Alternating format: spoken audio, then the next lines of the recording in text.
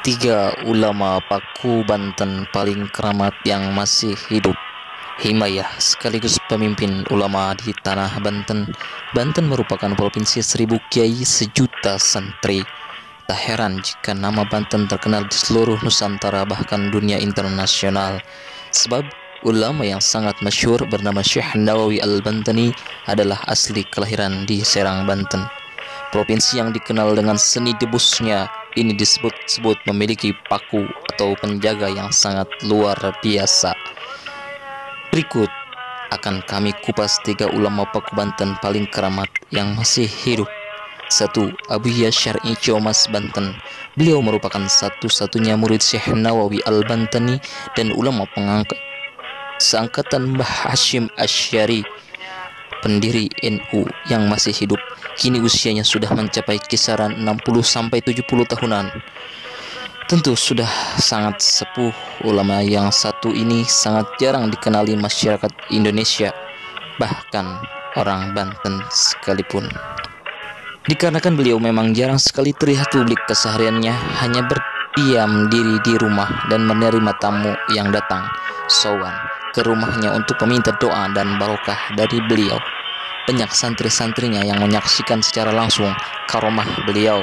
Beliau juga disebut-sebut sebagai pemegang golok Ciomas Banten yang asli dan hanya ada satu-satunya di dunia ini. 2. Abuya Muhtadi Cidahu Banten. Beliau merupakan salah satu ulama yang diakui sebagai pakunya tanah Banten, seorang ulama yang terdaftar dalam jajaran seorang ulama Mustasyir PBNU. Ini adalah seorang putra dari Abu Yadim Yati Cidahu Pandeglang. Ayahnya merupakan seorang waliullah yang sangat masyhur tak hanya di Nusantara namun juga dunia internasional. Banyak muridnya yang menyaksikan secara langsung karomah Abuya Muhtadi, salah satunya yang terkait soal banjir besar di Serang, Banten. Sebelum menghantam kota Serang, malam harinya beliau sudah memberikan aba-aba terkait bencana besar ini.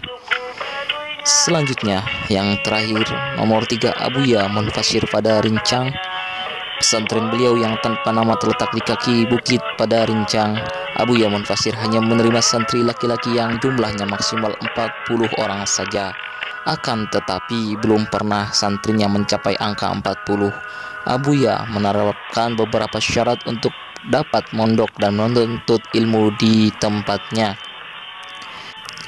Salah satunya dengan tidak diperbolehkannya membawa apapun, hanya baju yang melekat di badan saja yang diperbolehkan untuk dibawa ke pondok beliau.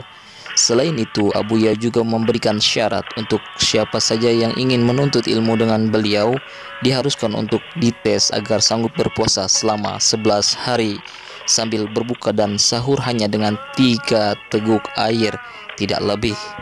Setelah melewati tahap pengetesan ini, Abuya mengharuskan santri untuk berpuasa dengan umbi-umbian yang tidak diperbolehkan untuk dimasak atau terkena api. Pada tahap ini, santri harus mengiringi puasanya dengan membaca Al-Quran 10 juz per harinya.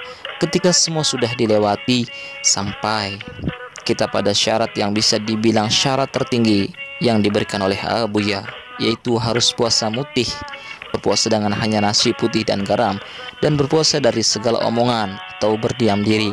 Jadi jangan heran ketika berkunjung ke tempat beliau akan menemukan santri-santri beliau yang tidak mengeluarkan sepatah kata sedikit pun.